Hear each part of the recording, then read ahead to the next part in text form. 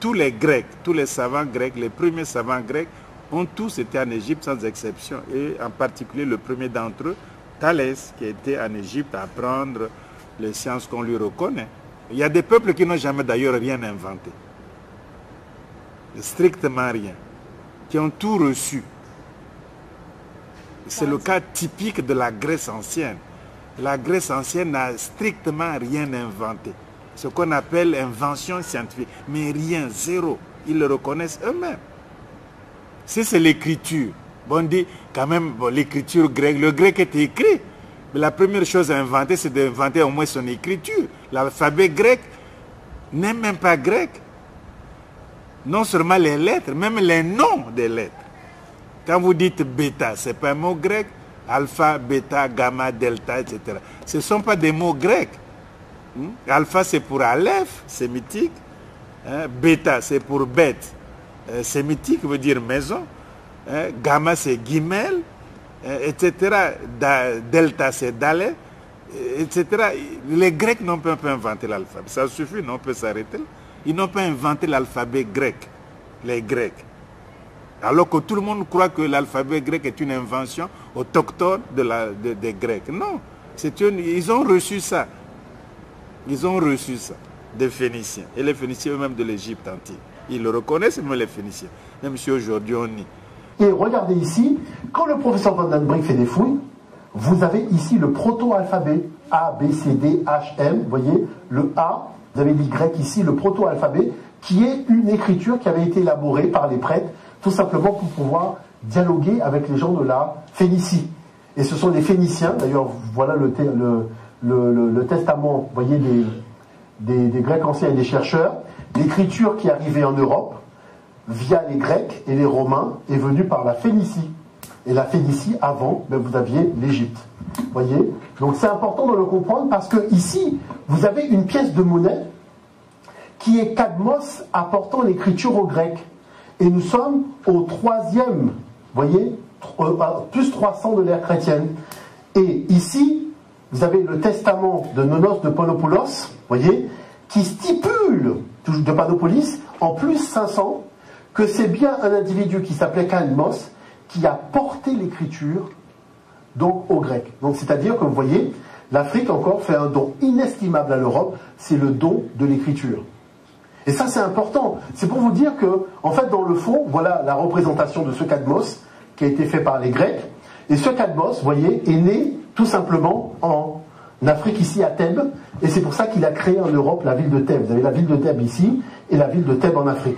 Donc ça c'est important de le souligner. Ils n'ont pas inventé donc l'écriture, c'est important. Ils n'ont pas inventé l'écriture. Ils n'ont pas inventé même ce qu'on appelle la philosophie grecque. Parce que même le mot philosophie, il y a deux composantes là. Philo, et puis Sophie, Sophia, la sagesse. Philosophe, le zoph là. C'est un mot composé. Mais dans les deux cas, la langue grecque, la langue indo-européenne n'explique pas le mot philo. Ce n'est pas une racine grecque, indo-européenne même. Et Sophia, ce n'est pas une racine grecque. C'est un mot étranger dans la langue grecque. C'est formel. Tous les dictionnaires étymologiques vous le diront. Mais ce qu'ils ne diront pas, c'est que ce mot peut venir d'où? Moi, je crois qu'il vient de l'Égypte.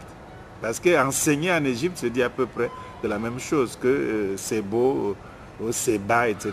Il suffit que le B devienne le feu, ce qui est très courant. Donc on a la philosophie. Enfin bref, même le mot philosophie n'est pas un mot grec. N'est pas un mot d'origine grecque. Regardez les dictionnaires d'étymologie de Chantraine. C'est clair, c'est dit comme ça.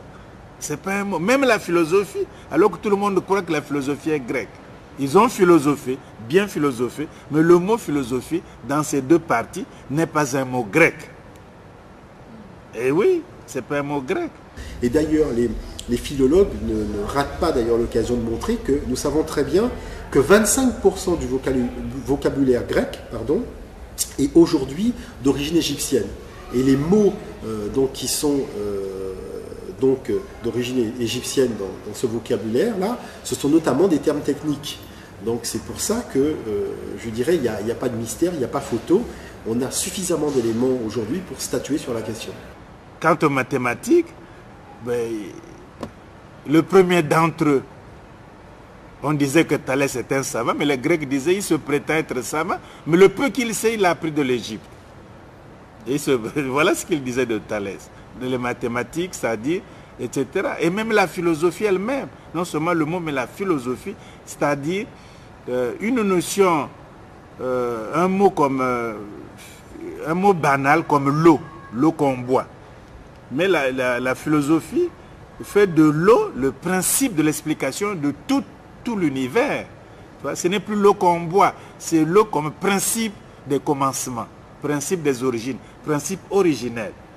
Voilà. Et ça, on trouve ça où l'explication de dire que l'eau, c'est le nom égyptien, qui est l'incréé et qui est le lieu de tout l'univers, de tout le cosmos.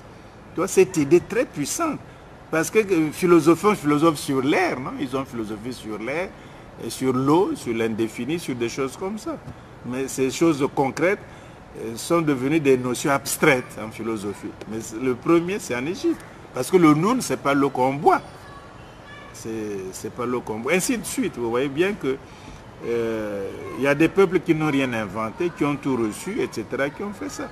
La même chose au Rome, ils n'ont rien inventé. La même chose, etc. Tant d'autres choses.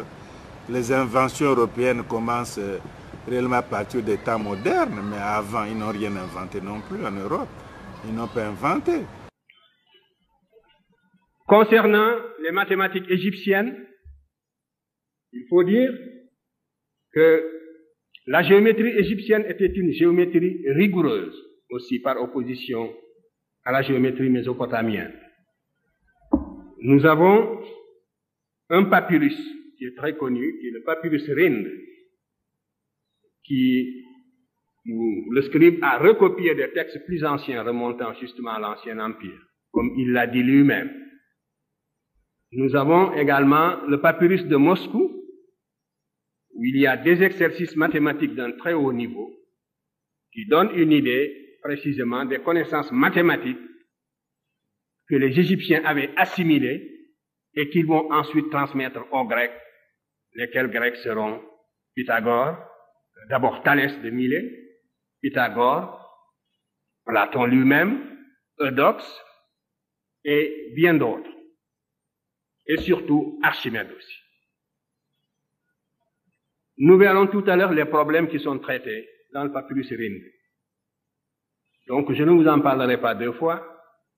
Mais si nous prenons le papyrus de Moscou, il y a deux types de problèmes qui sont traités et qui donnent une idée du niveau d'abstraction mathématique atteint par l'Égyptien, parce qu'on a l'habitude de dire que la mathématique égyptienne était une mathématique empirique et que seule la Grèce a fait de la théorie. C'est absolument inexact et vous ne trouverez jamais une telle affirmation sous la plume précisément d'un savant grec d'époque. Encore moins sous la plume de ces savants-là même qui étaient allés s'initier en Égypte. Vous ne le trouverez pas chez Pythagore, puisque nous n'avons pas une seule ligne de Pythagore, rien du tout. Vous ne le trouverez pas chez Thalès. Thalès n'a pas écrit une seule ligne sur les mathématiques. On lui a attribué un théorème très discutable, nous le verrons tout à l'heure. Thalès a écrit tout au plus une lettre discutable à Phérécyde, et dans laquelle il disait à Phérécyde, si toutefois cette lettre était authentique, qu'il n'aimait pas écrire, et que donc il préférait voyager. Voilà tout ce que nous avons de Thalès. Sinon, nous avons la biographie donnée par Diogène Laërce, où on lui attribue l'année de 365 jours inventée par les Égyptiens à la proto-histoire. Voyez. Qu'est-ce qu'il y a d'important? C'est de comprendre que, par exemple, Platon est quand même resté 13 ans en Afrique noire, à découvrir la philosophie. Pythagore est resté 22 ans en Afrique noire, à découvrir les mathématiques. Donc on a aussi un certain nombre de témoignages, tels que celui de Strabon, par exemple, qui, se rendant en Afrique, en a profité donc, pour visiter ce qu'on peut un peu appeler les chambres d'étudiants de Platon et de Eudoxe en Afrique. Donc la problématique centrale de l'ouvrage, c'est d'expliquer que L'intelligentsia de la Grèce a reçu d'Afrique noire donc les éléments clés de la civilisation. Ça n'a pas été, je dirais, tel qu'on le veut le faire croire aujourd'hui, le génie grec qui a produit seul toutes ces connaissances. Non, il y a eu un enseignement qui a été purement et simplement africain. Si on prend par exemple Aristote, pour Aristote, donc l'Afrique est le berceau des sciences mathématiques. Pour Hérodote et Diodore, c'est l'origine même de la sagesse. Toutes les fouilles archéologiques qui sont faites en Afrique, tous les ouvrages écrits par les historiens anciens, peu importe leur origine, peu importe leur nationalité, attestent qu'effectivement, non seulement l'homme est né en Afrique, mais la civilisation aussi est née en Afrique. Et qu'est-ce qu'on entend par civilisation? C'est les mathématiques, c'est l'astronomie, c'est la médecine, c'est les sciences juridiques, c'est l'urbanisme, c'est l'agriculture, c'est la spiritualité. C'est toutes ces notions-là importantes qui sont aujourd'hui gravées sur les pierres en écriture hiéroglyphique ou écrites sur les papyrus. C'est pour ça qu'on sait, vous voyez, Claudine Brelé-Rouef en a parlé, que Hippocrate a étudié la médecine en Afrique. Vous voyez, il a étudié la médecine en Afrique, on sait qu'il a travaillé sur les documents de la bibliothèque d'Imhotep. Et Jean-François Champollion est celui qui a dit clairement que Hippocrate a traduit des papyrus de médecine en grec et s'est accordé la paternité de choses qui n'étaient pas le fruit de ses recherches. Et ça, c'est l'héritage de Jean-François Champollion, parce qu'il a démontré par A plus B qu'après avoir déchiffré les hiéroglyphes, il avait obtenu les mêmes textes à la virgule près que Hippocrate. Et à cette époque-là, la Grèce était à l'état fruste. Il ne faut pas l'oublier. La science égyptienne est née, justement, sous la protection de l'État. Elle s'est développée au service de l'État parce qu'elle était indispensable pour la maîtrise de la nature dans la vallée du Nil. Donc la science était une tradition africaine, égyptienne. Par contre, toute la tradition grecque s'opposait à l'innovation, il ne faut pas l'oublier. Pythagore, Socrate est mort en buvant la ciguë, et vous savez que on l'avait soupçonné tout simplement de s'écarter de la morale de la cité et d'adopter donc des idées universalistes qui risquaient de saper les bases institutionnelles de la cité grecque. La Grèce, même celle de Platon, n'a jamais dépassé le cadre d'une cité. L'Égypte avait créé, l'Afrique avait créé pour la première fois un État-territoire groupant plusieurs cités, avec des institutions particulières, avec une toute autre philosophie politique, qui s'oppose point par point à l'individualisme septentrional hérité des steppes eurasiatiques. Donc, c'est Thalès qui va d'abord en Égypte, qui s'instruit de la mathématique égyptienne et qui a introduit la géométrie en Grèce. Mais la science était une nouveauté en Grèce qui n'était pas acceptée par la religion et la tradition grecque. La société la plus intolérante de l'Antiquité jusqu'à la Révolution populaire, jusqu'au triomphe des plèbes, c'est la société grecque. Étudier les structures sociales et la répression féroce de tous les novateurs. Anaximandre a failli, Anaxagore a failli être tué. C'est parce qu'il était l'ami de Périclès, et c'est Périclès qui l'a sauvé de justesse. Aristote s'est enfui, il a failli être tué. Platon s'est enfui, il a failli être tué. Socrate a été tué. Voilà la société grecque et son attitude à l'égard de ses savants. L'innovation philosophique, l'innovation scientifique, on n'en veut pas, ce sont des notions étrangères aux structures sociales grecques. Jusqu'à la Révolution. L'élément porteur d'avenir de la société grecque, ce n'était pas son aristocratie. C'était la plèbe, les sans-feu ni lieu, qui n'avaient aucun droit, qui vivaient à l'extérieur des cités, qui par conséquent devaient conquérir le droit de cité par la force, qui, tout le potentiel laïque et rationnel de la société grecque se trouvait chez la plèbe. Et c'est avec la montée des plèbes que la société grecque s'est laïcisée dans les conditions que l'on sait et sur lesquelles je ne peux pas m'étendre, mais tout ceci pour dire donc qu'il y avait antinomie entre structure sociale grecque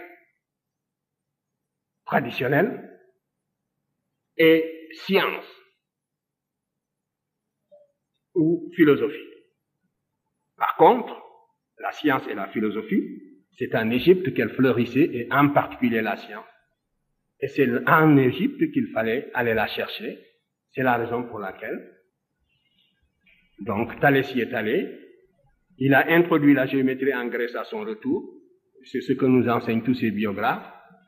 Et quand Pythagore est allé s'instruire auprès de Thalès, Thalès lui a enseigné tout ce qu'il avait appris en Égypte et lui a conseillé d'aller à son tour en Égypte. Et les Égyptiens ont souvent dit, que souvent, Diodore l'a relaté, que les Grecs, une fois rentrés chez eux, s'attribuent toutes les sciences qu'ils ont apprises en Égypte. Ce n'était pas un secret. Mais, parmi tous les Grecs qu'ils ont initiés, c'est Pythagore qu'ils aimaient le plus parce que c'est Pythagore qui avait gardé dans son enseignement l'aspect symbolique de l'enseignement égyptien. Les Égyptiens étaient extrêmement symbolistes dans la transmission de leurs sciences et Pythagore avait gardé cet aspect. Nous avons retrouvé les signes pré-algébriques qu'utilisait Pythagore, et en tout cas les pythagoriciens, parce que Pythagore n'a pas écrit, ses écrits n'ont pas survécu. Mais les pythagoriciens de Crotone, n'est-ce pas, on a retrouvé les signes pré-algébriques qu'ils utilisaient et qui sont des signes hiéroglyphiques égyptiens qui montrent à n'en pas douter également, n'est-ce pas, l'influence de l'Égypte sur la science grecque. Alors, tout cela, de la même façon, montre que la Grèce est allée s'initier en Égypte. Et mieux, même les savants qui n'avaient pas fait le voyage, souvent l'inventaient. C'est dire aussi que les Grecs ne se mettaient pas sur le même plan que l'Égypte. Et même vaincue, l'Égypte restait l'institutrice de toutes les vieilles jeunes civilisations montantes de la Méditerranée septentrionale. Et les Latins, qui avaient moins de contact avec les Égyptiens, n'ont rien apporté aux sciences exactes. Voilà aussi une contre-preuve. Les Latins étaient de grands bâtisseurs, une certaine architecture qui ne faisait que reprendre les formules, la section d'or que l'Égypte avait déjà connue depuis 2778 et tant d'autres. Mais, aux sciences exactes, les Latins n'ont rien apporté. À la morale et un peu à la philosophie avec Lucrèce. C'est vrai. Mais, là aussi, nous retrouvons les éléments même de la philosophie héliopolitaine, mais sûrement repensés, assimilés, n'est-ce pas, et rendus dans l'esprit grec. Ça, c'est un véritable apport grec. C'est en fait que le matérialisme de l'Antiquité, de Leucippe, n'est-ce pas, à Démocrite, n'est-ce pas, et jusqu'à Lucrèce, c'est en fait. Mais, si vous prenez les sciences exactes, les Latins n'ont pratiquement rien apporté.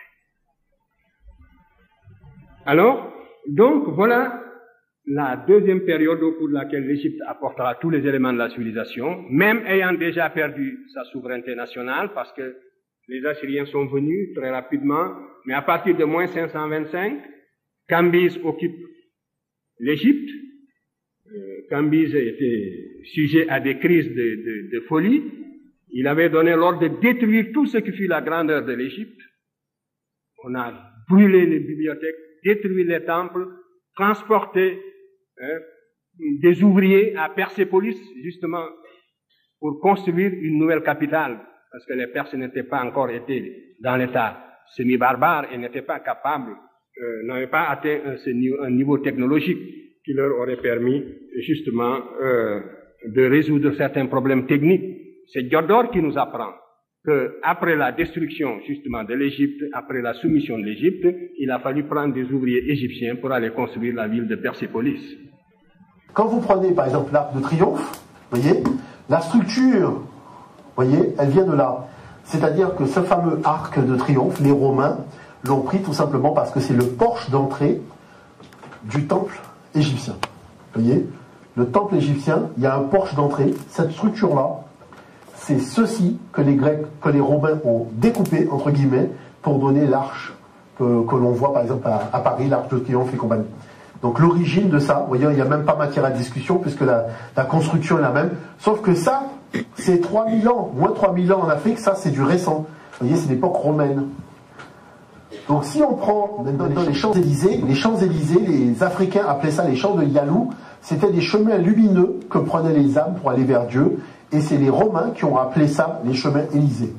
D'où les Champs-Élysées, vous voyez, l'avenue des Champs-Élysées, c'est une avenue qui est totalement africaine. Pourquoi? Parce que vous retrouvez l'entrée vraiment du temple de l'Égypte et les chemins lumineux qu'on appelait les champs de Yalou, donc qui ont donné les Champs-Élysées aujourd'hui.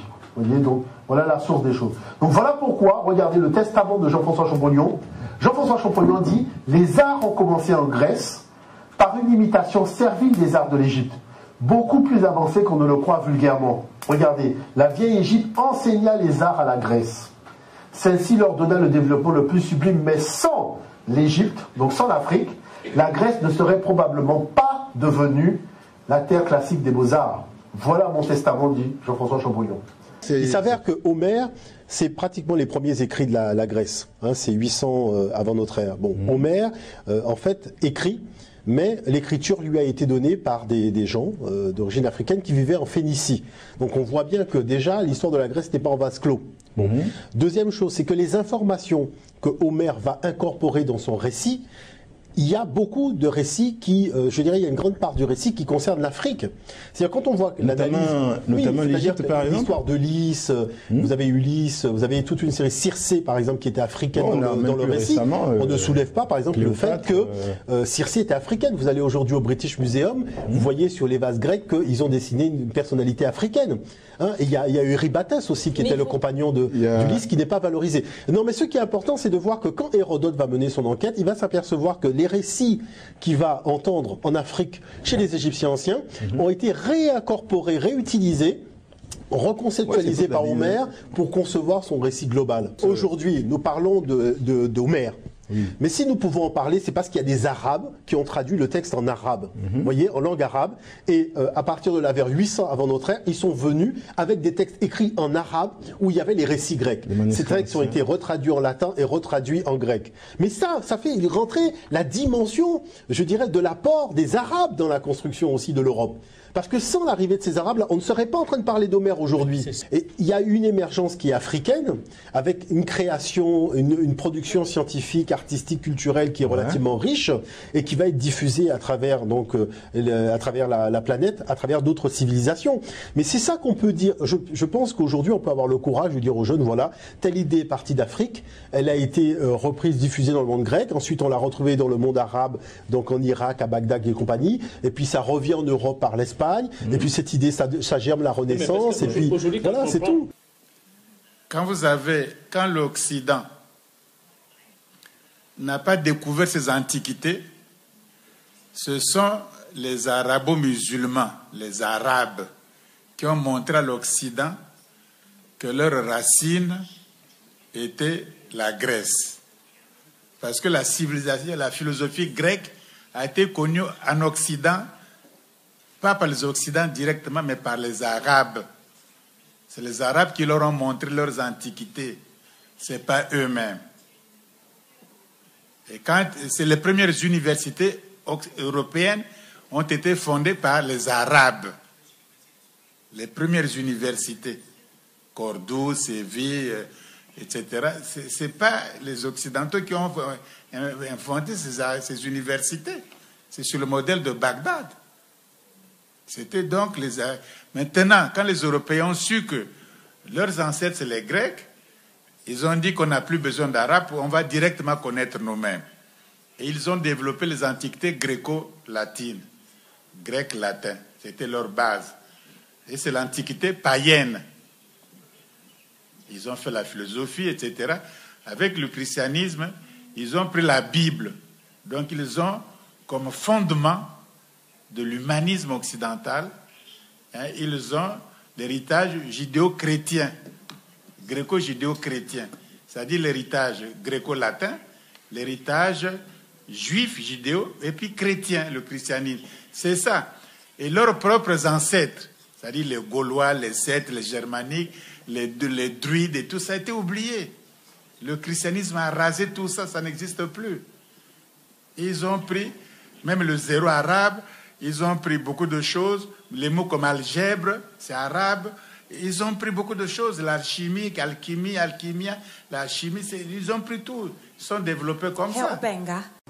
Bon, si vous prenez Marie et Jésus, par exemple, alors vous voyez, ici la scène, parce que dans la tradition africaine qui est matriarcale, l'envoyé de Dieu avait sa femme qui s'appelait Isis Marie.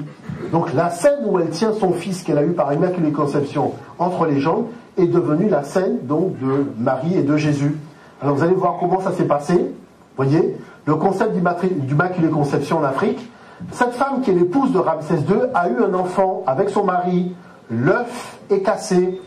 Cette femme a un enfant dans les mains et pourtant son œuf est plein. Il n'est pas cassé parce que c'est la seule femme dans toute l'histoire de l'Afrique qui a eu un fils par Immaculée Conception. Donc son œuf est plein. Vous voyez, voilà comment le concept d'Immaculée Conception se manifeste. Et donc l'histoire, vous connaissez l'histoire. Marie donne naissance à son fils Jésus et elle doit fuir en Égypte, tout simplement pour éviter le sort meurtrier que réserve le roi, donc Hérode, au nouveau-né. Donc c'est le récit de la fuite de Marie et de Jésus vers l'Égypte. L'histoire de l'Afrique, c'est la même chose, regardez. Isis Marie donne naissance à son fils Horus et doit fuir vers les marécages pour éviter le sort meurtrier que réserve le roi Seth au nouveau-né. C'est le fameux récit de la fuite vers les marécages. Vous voyez, donc qu'est-ce qui s'est passé? Il s'est passé que tout simplement, les pères de l'Église ont repris les textes des Égyptiens et les ont acclimatés pour la tradition chrétienne. Alors vous allez voir, c'est quand même assez extraordinaire. Voilà la scène de départ. Vous avez cette femme africaine qui allaite son enfant. Vous voyez? Parce que la scène, c'est une scène d'allaitement. C'est important dans la tradition africaine que la mère ait allaité son enfant parce que c'est dans l'allaitement qu'elle va transmettre à l'enfant sa divinité. L'Europe, pour représenter Marie et Jésus, regardez, vous avez exactement la même scène. Le sein de Marie est à l'air et Jésus allaite. Il n'y a même pas photo entre les deux scènes. C'est une photocopie, sauf que là, le personnage est noir et là, le personnage devient donc européen. Mais comme dans la tradition européenne, une femme qui a le sein dehors comme ça pose un souci, donc on va progressivement essayer d'enlever la scène du sein. Voyez? Donc maintenant, plus personne ne regarde le sein, aussi bien la mère que l'enfant. Tout le monde s'est désintéressé du sein, mais le sein était toujours apparent, ce qui posait un problème. Donc le sein a été complètement supprimé de la scène, et voilà la scène que vous connaissez aujourd'hui. Vous voyez, donc c'est une évolution successive qui montre finalement de la façon dont les choses ont été faites. Vous savez, cette scène, c'est une scène qui se déroulait une seule fois en Afrique. Vous avez le roi porté par les prêtres, vous voyez, sur les épaules, et avec les étendards qui donnent à la scène le caractère sacerdotal. Le roi apparaît véritablement comme le guide spirituel de son peuple. Vous voyez, donc c'est une scène qui se déroule un jour bien précis, une seule fois, donc au niveau de l'histoire africaine, quand le roi règne. Ici, vous avez la même scène, Horeb-Heb, vous voyez, un autre roi, toujours porté par les prêtres, vous voyez, sur les épaules, avec les pompons de la Matte, donc du Saint-Esprit, que vous avez ici, et les deux étendards qui donnent à la scène son caractère sacerdotal. Vous voyez, le roi, porté par les prêtres, et les deux étendards qui donnent à la scène son côté sacerdotal. Eh bien, je vous renvoie aujourd'hui, aussi extraordinaire que ça puisse paraître, regardez ceci. Vous êtes au Vatican, vous avez la même scène. Vous voyez, le pape est porté par les prêtres de la même façon. Vous avez les étendards qui sont exactement les mêmes étendards que je viens de vous montrer tout à l'heure au niveau de l'Afrique. Vous voyez, c'est exactement la même scène. Vous voyez? Donc tout ça pour dire quoi? Ben voilà ce que disait Diodore de Sicile. Il disait que les historiens rapportent que les Éthiopiens furent les premiers de tous les hommes et ils affirment que les preuves en sont évidentes. C'est exactement ce que la science a démontré aujourd'hui. Les historiens affirment aussi que c'est chez les Éthiopiens que l'on a pour la première fois enseigné à rendre culte à Dieu. Les cultes qu'on a aujourd'hui sont exactement les cultes de l'Éthiopie qui ont été inventés dans l'Antiquité. La civilisation égyptienne a transmis les valeurs de la civilisation à la Grèce, correspond à la phase pendant laquelle l'Afrique, de nouveau, a transmis les valeurs de sa civilisation à la Méditerranée septentrionale. Donc, vous voyez, une première période, c'est la période préhistorique. L'humanité naît en Afrique et sort de l'Afrique pour peupler les autres continents. Donc, ensuite, nous entrons dans la période historique. L'Égypte développe une civilisation dont elle transmet les valeurs à la Grèce, qui à son tour les transmet à l'Occident. Donc, les éléments ne manquent pas pour retracer justement cette influence que l'Égypte a eue sur la Grèce en particulier et sur l'Occident d'une façon générale. Donc on va terminer avec le conte de Volney. Volney qui dit ceci, après avoir visité l'Égypte, il dit « Cette race d'hommes noirs », donc c'est un Français aussi, hein, « Cette race d'hommes noirs, aujourd'hui notre esclave est l'objet de notre mépris, parce qu'on est en pleine période de l'esclavage au moment où il dit ça, et celle-là même à qui nous devons, voyez, et celle-là même à qui nous devons nos arts, nos sciences, jusqu'à l'usage de la parole. » Voyez, cette race d'hommes noirs, aujourd'hui notre esclave est l'objet de notre mépris, et celle-là même à qui nous devons nos arts, nos sciences, jusqu'à l'usage de la parole, d'imaginer enfin que c'est au milieu des peuples, qui se disent les plus habiles de la liberté et de l'humanité, que l'on a sanctionné le plus barbare des esclavages et mis en problème si les hommes noirs ont une intelligence de l'espèce des hommes blancs. Voilà ce que dit Volney à l'époque, donc vous voyez, 1850, 1750-1820. Donc voilà son témoignage.